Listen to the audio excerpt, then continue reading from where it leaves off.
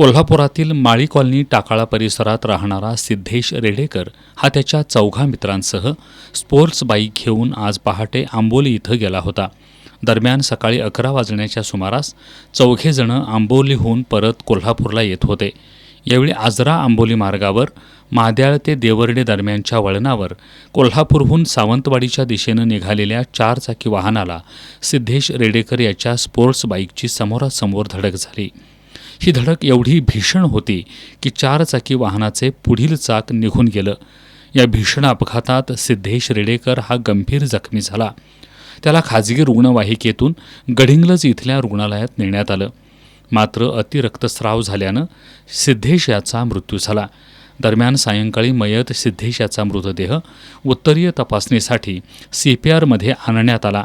यावेळी त्याचे नातेवाईक आणि मित्रपरिवारानं मोठी गर्दी केली होती. या अपघाताची नोंद CPR पोलीस चौकीत करण्यात आली आहे.